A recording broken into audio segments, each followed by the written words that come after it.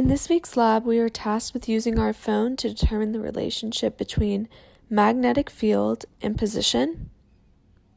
And then from this relationship, we were able to determine and derive the magnetic moment of a bar magnet. So like I said, the goal of this experiment is to experimentally determine the magnetic moment of a bar magnet and then visualize this magnetic field using GlowScript. Some key concepts that were used in this lab were that magnetic field goes away from the magnet's north pole and towards the magnet's south pole, and the Biot-Savart law, which demonstrates the relationship of magnetic field to distances and the strengths of magnets in this field.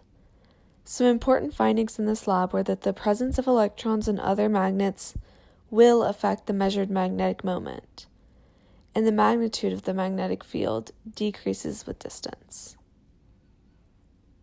My results: I began by confirming the configuration for my current location.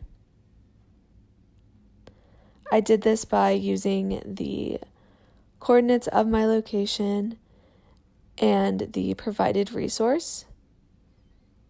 And the variance for these measurements was under 2 microtesla for each of the measurements.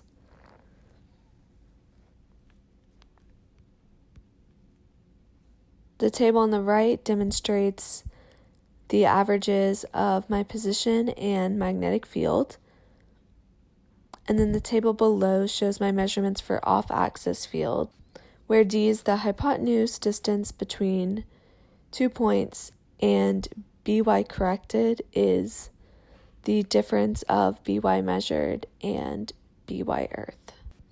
This slide exhibits my plot for the natural log of magnetic field in the x direction versus the natural log of position. So I determined that the slope was negative 2.38 and the y-intercept was negative 13.812. So the slope of this graph was negative.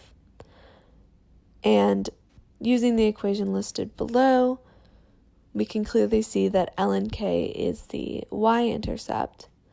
And from this, I'm able to calculate mu, or the magnetic moment, which I concluded was 3.243 angstrom meters squared. I divided my GlowScript coding into 3 main parts. The first part was establishing constants and creating a function for determining the magnetic field of a dipole. The second part was creating arrows for the on and off axis magnetic fields and representing the magnetic field perpendicular to the axis with 4 arrows. The third part was then visualizing the magnetic field. My computational model is shown on the next slide, and it demonstrates the on-axis arrows, perpendicular axis arrows, and the off-axis green arrow.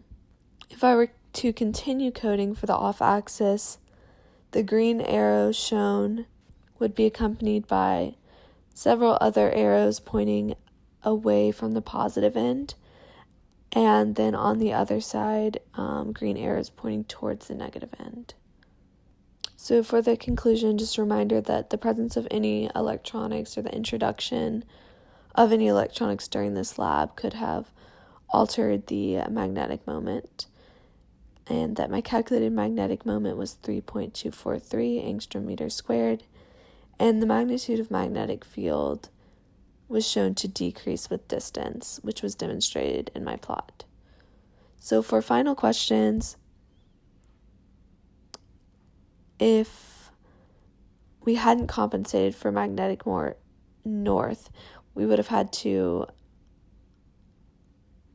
find another method for accounting for the magnetic field because the x component would no longer have been zeroed. And what if we were to stick two identical magnets together? The addition of the second magnet would cause the generation of a new magnet of twice the size of the original. This would generate a larger magnetic field and thus a larger magnetic moment. Thank you.